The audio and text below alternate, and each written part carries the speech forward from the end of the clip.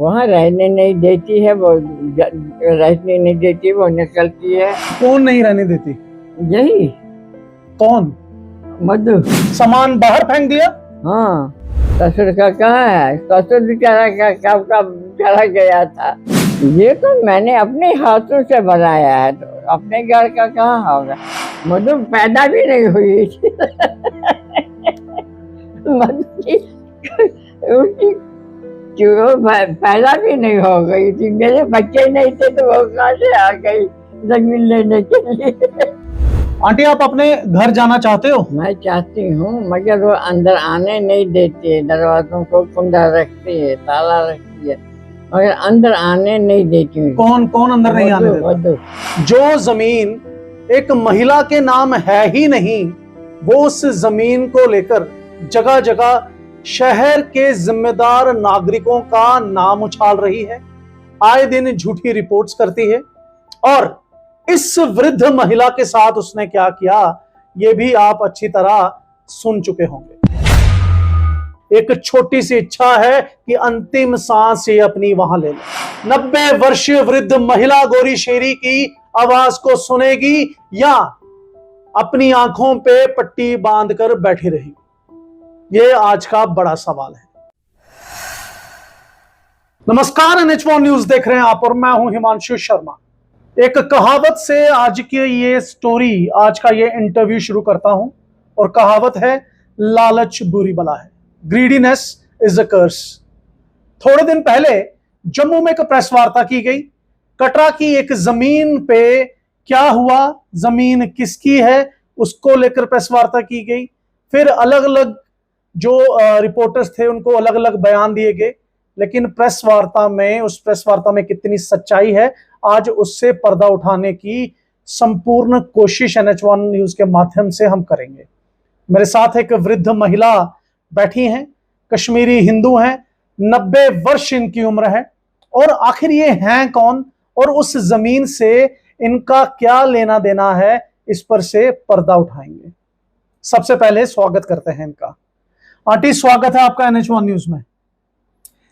क्या नाम है आपका? गौरी शेरी।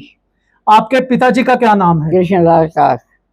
कटरा के एशिया चौक पर आपकी कितनी जमीन थी? 34 कनाल। उसमें से आपने कितनी बेची? 32। किसको बेची? महेश्वर अवतार को। और जो बाकी 2 कनाल थी उसका आपने क्या किया? वो जमीन में बैठा मकान बनाया। आंटी, जो आपकी 2 कनाल में मकान बना हुआ है, अब आप उसमें क्यों नहीं रहते हो? वहाँ रहने नहीं देती है वो, रहने नहीं देती, वो निकलती है। मैं कैसे, पहले मैं आती थी ना, अब यही 1.5 साल हो गए उसके, जब से वो मैं। कौन कौन नहीं रहने देती? यही कौन? मधु। वो घर है किसका? मेरा है। किसके नाम पे है? गौरी शेरी। तो मधु आपको क्यों नहीं रहने देती है? वही जब बोलते नहीं है मेरा है, मेरा है, तो मैं क्या करती? नहीं, मैं जाती थी। आपने बाद में दिल्ली जाने से उसने फिर ताला लगाया, फिर निकलती थी। मैं किसके फंस, पहले मेरे नांगू को लगा था, मैं किसके फंस जाती? यहाँ आ गई इधर। आपने घर वापस जाने की कोशिश की? नहीं, टांगू में लगा था ना उस वक्त मैंने। फिर उसने बोला यहाँ नहीं है जगह। उसने बोला था जगह नहीं है, ताला लेके जाती थी। सामान मेरे को कब्जे भी थे, वो लड़की बड़ी वाली आ गई, उसने ले गए, उसके सारा बोले बक्सा ले जाओ। सामान बाहर फेंक दिया? हाँ। मधु क्या लगती है आपकी? वो तो लगती लड़की की बहू, असली में लड़की की बहू। ये लड़की का लड़का है। तो आपके घर में क्यों रहते हैं? इसको कुछ घर में हालात नहीं थे तो श्रीनगर में, ये छोटा ही था, 2-3 महीने नहीं, ज्यादा 3-4 महीने का था। इसके घर में बहुत से मुसीबत आ गई। फिर इसने, हमने घर में तो बच्चे थे, उन्होंने पाला। फिर इसी में तो माइग्रेशन हो गई। फिर आगे बोला इसको भी साथ ले लो, छोटा ही था साथ। लेकिन मधु कहती है कि ये घर उसके ससुर का है। ससुर का कहाँ है? ससुर बेचारा का कब चला गया था। ससुर बेचारा कब का गया था, ससुर का नहीं है। ससुर नहीं, सास नहीं थी तो ससुर कहाँ था, न सास न सस। ये तो मैंने अपने हाथों से बनाया है, तो अपने घर का कहाँ होगा। बोला तो उस वक्त थी जिसकी उसके सास थी, उस वक्त तो बच्चों को पता नहीं है कितनी है क्या है। तो मगर ये कहाँ से बोलते बोल रही है हाथों से, जब महले वालों को पूछो बात इसकी है।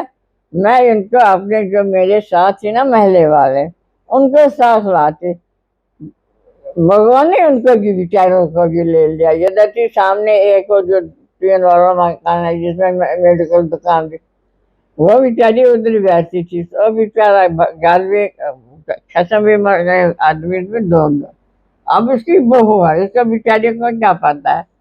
फिर उसके साथ दूसरा है, उसको भी यही हाथ हो गई, जिनको पता था वह मर गई, मर्द ही मार गए, नाने रह गई। तो वो क्या बेचारी बताती। एक आखिरी सवाल पूछूं आंटी, मधु कहती है कि ये घर भी मेरा है और जो 32 कनाल जमीन आपने खुद बेची है वो मधु कहती है वो भी उसकी है। मधु की? हाँ, मधु पैदा भी नहीं हुई थी। मधु की उसकी पैदा भी नहीं हो गई थी। मेरे बच्चे नहीं थे तो वो कहाँ से आ गई जमीन लेने के लिए। वो पहले से ही आ गई, माँ के पेड़ से गलत बात है, माँ के पेड़ से ही आ गई थी ये जमीन लेने के लिए। पागल। आंटी आप अपने घर जाना चाहते हो? मैं चाहती हूँ, मगर वो अंदर आने नहीं देती है, दरवाजों को कुंडा रखती है, ताला रखती है, मगर अंदर आने नहीं देती हूँ। कौन कौन अंदर नहीं आने देता? मधु। मधु अंदर नहीं आने, लेकिन आप कह रहे हो घर आपके नाम है। घर तो है, तो मगर वो तो बैठी है तो चाबियां उसके पास है, ये तो जाते ताला लगा के। आप डीसी रियासी को? मैं नहीं जाती थी। मैंने शुरू में ही कहा था, एक कहावत आपको बताई थी कि लालच बुरी बला है, ग्रीडीनेस इज ए कर्स। ये आप देख सकते हैं कि जो जमीन एक महिला के नाम है ही नहीं, वो उस जमीन को लेकर जगह जगह शहर के जिम्मेदार नागरिकों का नाम उछाल रही है, आए दिन झूठी रिपोर्ट्स करती है। और इस वृद्ध महिला के साथ उसने क्या किया ये भी आप अच्छी तरह सुन चुके होंगे। मधु जिसका नाम यहां लिया जा रहा है वो गौरी शेरी की बेटी की बहू है। वो गौरी शेरी जिन्होंने अपनी बेटी के बेटे को घर पे रखा, उसको पाला, उसकी जब शादी हुई उसकी बहू को भी वहीं रखा, लेकिन उस बहू ने उनको ही, यानी इस वृद्ध महिला को, गौरी शेरी को ही घर से निकाल दिया। लालच इंसान से क्या करवा देता है। आपने खुद सुना कि इन्होंने कहा कि इन्होंने वो 34 कनाल में से 32 कनाल जमीन जो है महेश चंद्र और अवतार कृष्ण जो कटरा के 2 व्यापारी हैं उनको बेच दी है। मधु तब पैदा भी नहीं हुई थी, हंसते हुए इन्होंने कहा। और 2 कनाल जमीन सर्दियों में ये कटरा आती थी, खुद उस घर को बनाने में इन्होंने मेहनत मुशक्कत की, अपनी बच्चियों को कश्मीर में ही छोड़कर आती थी। और जिस घर को इन्होंने अपने हाथों से बनाया उस घर में आज इनको रहने ही नहीं दिया जाता।